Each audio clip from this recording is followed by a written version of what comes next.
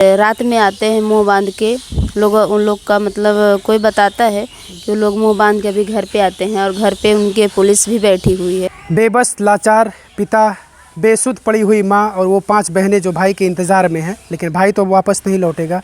परिवार से आप मिली तो परिवार जिस तरीके की कार्रवाई अभी तक हुई है प्रशासन की, परिवार कितना संतुष्ट है और परिवार क्या कुछ बातचीत आपसे हुई परिवार की? अभी परिवार संतुष्ट नहीं है। बहन का कहना है कि अभी 5 लोग कि 4 लोग अभी बाहर हैं और रात में आते हैं मुंह बांध के लोग, उन लोग का मतलब कोई बताता है कि वो लोग मुंह बांध के अभी घर पे आते हैं और घर पे उनके पुलिस भी बैठी हुई है। तो अभी संतुष्ट नहीं है। कहने का मतलब कहीं ना कहीं उनको डर है कि हमारी बेटी को भी मार दिया जाएगा। बातचीत क्या आपसे हुई परिवार से? परिवार से बातचीत यही हुई, माताजी रो रही हैं और बिलख रही हैं। एक माँ ही समझ सकती हैं, अपना बेटा खोया है उसने, तो माँ को ही समझ सकती हैं। जिसका बेटा खोया होगा उनको पता होगा। उनके सामने, आँख के सामने अपने बेटे का गर्दन उतार दिया जाता है, तो कैसे मतलब ये चीज़ वो महसूस कर रही हैं, कैसे दर्द सह रही हैं, वही समझ सकती हैं। उनका वही इस भावना को कोई नहीं समझ सकता है। बहुत मतलब कम ही लोग होंगे जो उस दर्द को समझेंगे और बहुत लोग होंगे कि सपोर्ट में हैं, अच्छा लग रहा है। लेकिन अभी माँ का कहना है कि हम संतुष्ट नहीं हैं, किसी भी कार्रवाई से संतुष्ट नहीं हैं।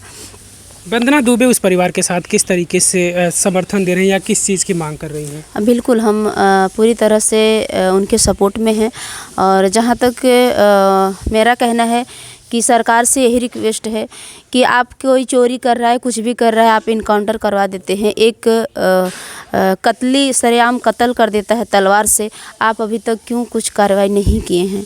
आप इस पर कुछ न कुछ कार्रवाई करिए। उस घर को बुलडोज़र से गिरवाइए ताकि माँ को संतुष्टि मिले और जो कत्ल किया है उसको भी फांसी की सज़ा होनी चाहिए, ताकि माँ को थोड़ा ठंडक मिले कि हाँ मेरा बेटा गया है, मेरा बेटा अब तो वापस आएगा नहीं, घर का दिया तो बुझ गया। लेकिन उनका भी तहस नहस होना चाहिए। आपने कहा कि परिवार डर में है, कपड़े मुंह ढक कर कोई बात कर आता है, कहीं से उनको जानकारी मिलती है, तो परिवार अभी भी डर में जी रहा है। तो प्रशासन सुरक्षा को लेकर आप क्या कहेंगे कि किस तरीके से प्रशासन उनको सुरक्षित रखे, क्योंकि परिवार अभी डर में है। उनके पिताजी भी कहते हैं कि भाई मेरा भी क्या भरोसा, मेरी बेटियां अनाथ हो जाएंगी अगर मुझे भी वो लोग मार देंगे तो। बिल्कुल अनाथ हो जाएंगे। अब कौन बचा है? एक ही चिराग था जो कि अब चला गया। अब उनके घर में बचा ही कौन है? बेटियां हैं, बेटियां भी अपने हथेली पे जान लेके घूम रही हैं, बोल रही हैं कि किसी न किसी दिन मुझे भी मार दिया जाएगा, ऐसा बेटी भी बोल रही थी और माँ भी बोल रही थी कि किसी न किसी दिन अब बोल रहे हैं कि हम उनको भी मार देंगे, बेटी को भी मार देंगे, मतलब सबको। तो अब सरकार से यही रिक्वेस्ट है कि अब इस परिवार पे आँच नहीं आना चाहिए। आप सुरक्षा दीजिए उनको कि आप या तो मतलब सुरक्षा दीजिए या तो मतलब आप उनकी जिम्मेदारी आप बनिए कि उनको कुछ नहीं होगा। आप पुलिस बैठाएं, उनके घर पे भी पुलिस बैठाएं। उनके घर पे क्यों पुलिस बैठी है भाई? कत्ली के घर में क्यों पुलिस बैठी है? पुलिस तो इनके घर में बैठनी चाहिए, इनके यहाँ बैठना चाहिए। उनके यहाँ बैठी है, उनका सामान रखा रही है पुलिस, क्यों उनके घर में बैठी है? पुलिस तो जिसका बेटा गया है, जिसको जान के खतरा है, उसके घर में पुलिस बैठना चाहिए। उनको क्या खतरा है? वो तो खुद मारे हैं, अभी धमकी भी दे रहे हैं। उनके घर में क्यों पुलिस बैठी है? हम ये नहीं समझ पा रहे हैं। पुलिस को पकड़ना चाहिए, आरोपी अभी भी पकड़ से दूर हैं। अभी मतलब 4-5 लोग पकड़े ही नहीं गए हैं, तो मतलब किस तरह से लोग जांच कर रहे हैं? किस तरह से अभी और सरकार को हो या किसी के भी गरीब परिवार अगर किसी को कुछ कर दे धोखे से, तो उसको तो आप पकड़ लेते हैं, कहीं भी रहे पकड़ लेते हैं। तो अभी तक 5 लोगों को क्यों नहीं पकड़ पा रहे हैं? डकैतों का एनकाउंटर हो जाता है, बिल्कुल हो जाता है, बुलडोजर चल जाता है। ना तो बाबा जी कुछ बोल रहे हैं, ना तो अखिलेश यादव कुछ बोल रहे हैं, कोई नेता इस विषय पर कुछ बोल ही नहीं रहा है, बोल नहीं रहे हैं। अभी ये 2 यादव हैं।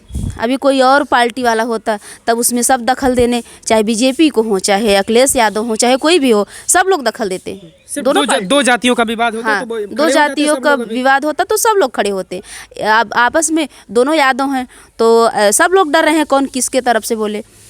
ऐसा थोड़ी ना होता है। जातिवाद में किसी की जान चली जा रही है, आप लोग जातिवाद कर रहे हैं, किसी के घर का दिया बुझ जा रहा है, ये कोई बात थोड़ी ना होती है। लेकिन पूरा देश तो अपराधियों के पक्ष में तो कोई नहीं है। जी। लेकिन ये लोग क्यों नहीं बोल रहे हैं? इनको तो बोलना चाहिए। अगर वो अपराधी है तो उसके पक्ष में तो कोई नहीं है, तो उसके विरोध में तो बोलना चाहिए, उसके ऊपर कार्रवाई करनी चाहिए। लेकिन इंतज़ार कर रहा परिवार को डर भी है, और परिवार इंतजार कर रहा कि कोई इस तरह की कार्रवाई नहीं हो रही है, कहीं हमारे साथ और कुछ ना हो जाए। बिल्कुल डर तो बनी है, और सरकार भी कोई एक्शन नहीं ले रही है, चाहे अखिलेश जी हों, चाहे मोदी जी, योगी जी हों, कोई भी कुछ भी अभी समझ में नहीं आ रहा है लोग का। ये लोग कर क्या रहे हैं, किसको देख रहे हैं, क्या समझ रहे हैं, ये सारी बातें समझ में नहीं आ रही है।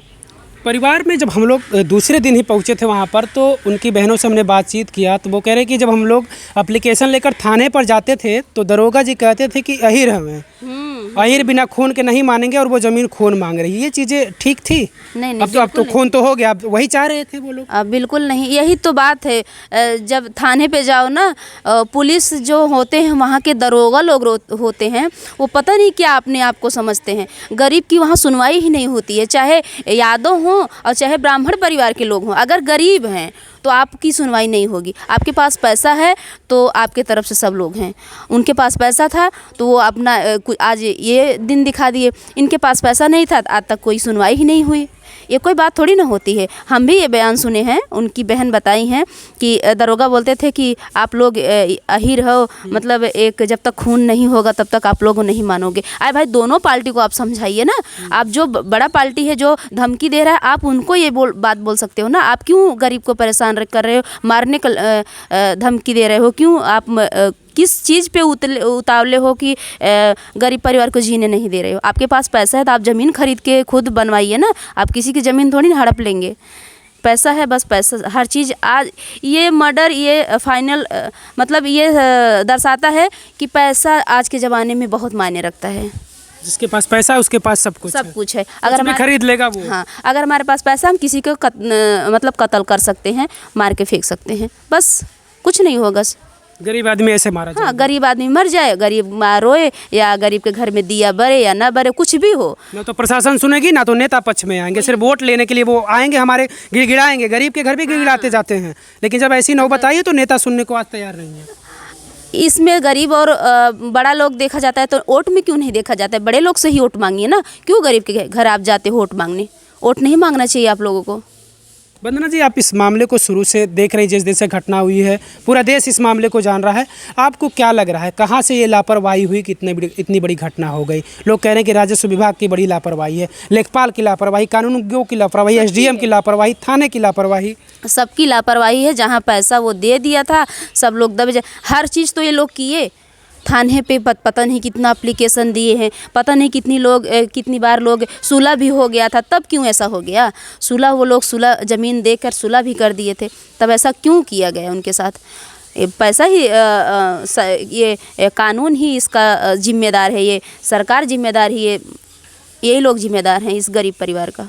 कि सरकार को ये बताना चाहिए कि अगर कोई गरीब थाने में आ रहा है या लेखपाल के पास जा रहा है कि हमारा ज़मीन कोई हड़प रहा है, मुझे जान मार की खतरा है, तो उस पर तुरंत एक्शन लिया जाए ना। ये सरकार नियम निकाले तब ना कुछ आगे कार्य होगा। यही लोग तो सब काम करते हैं। पैसा पा गए, बस हो गया। हम लोग के पास पैसा नहीं है तो हम लोग ज़मीन भी दें, अपनी जान भी दें। किस तरीके की न्याय की मांग कर रही हैं आप? तो परिवार से भी मिल चुकी हैं। परिवार तो जितनी बार बात करिए उतनी बार वही बात दोहरा रहा है परिवार की, बुलडोज़र और इनकाउंटर। आप क्या चाहती हैं उस परिवार के समर्थन? बिल्कुल, जिस परिवार जिसमें संतुष्ट है वही होना चाहिए। एक उनकी बेटी है, उनकी बेटी को नौकरी दीजिए। उनके घर में कोई नहीं है। उनकी बड़ी बेटी है जो अभी इंटर में थी, वो भी अच्छा खासा नंबर लेके आई थी। वो भी अच्छी खासी पढ़ रही है, दिमाग भी है। उसको आप कोई सरकारी जॉब दीजिए, वो अपना घर परिवार चलाए। उसका घर जो विवादी ज़मीन में बना हुआ है, आप उसका घर गिरवाइए। जो लोग कत्ल किए हैं उनको फांसी सुनवाइए, फांसी की सज़ा दीजिए। इसमें लोग संतुष्ट हैं, और इसमें वो नहीं, सब लोग संतुष्ट हैं। जब ऐसा होगा तभी गरीब लोग संतुष्ट होंगे।